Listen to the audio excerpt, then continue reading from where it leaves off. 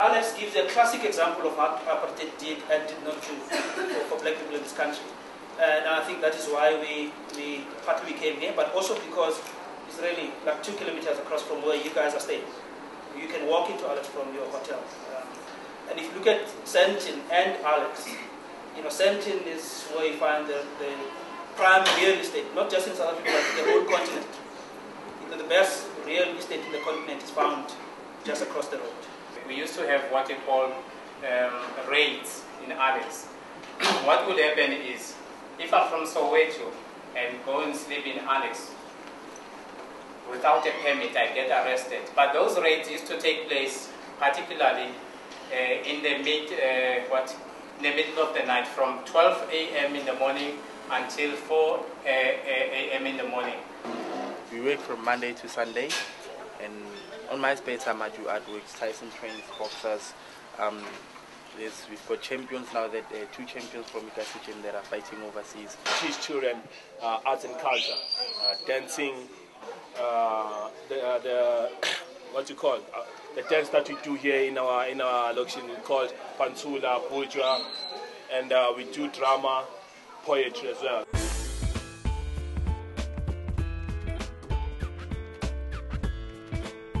We are tired of hearing youngsters raped, going into prison, involved in hijacking or beating up their parents.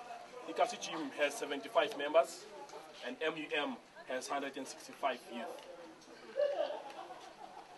And at the gym, how many men, how many women do you have? I mean, seeing right now, there seems to be more men. The women there, they come mostly in the afternoons, around 5:30 to 7:30. So we every day we run the class of 20 to 25 women.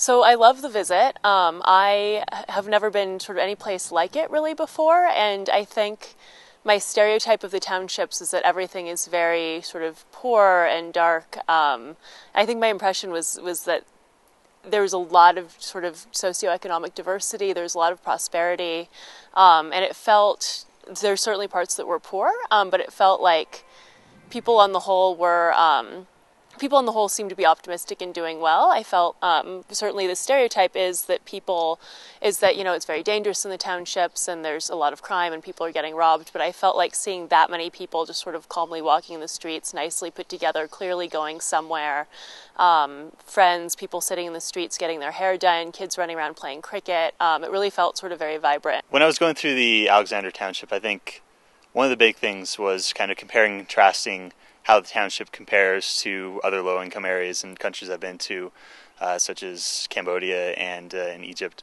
And I think one of the things I learned was how, I guess, supportive the community is and kind of how tight-knit it is, by the fact that there's really not a lot of crime in there, but there's more crime in kind of the suburbs that surround it.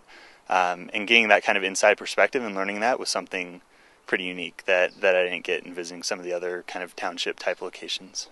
I feel like there's some countries where you think, oh, well, you know, this is manufacturing or this is IT. And I feel like in South Africa, there's just this huge variety of different types of opportunities that people seem to be going after. I've noticed, I've talked to a bunch of the students in entrepreneurship, and they're all pursuing different things. Some are interested in farming, some are interested in energy, some are interested in retail. And it just seems like there's so much going on at once that makes it really interesting.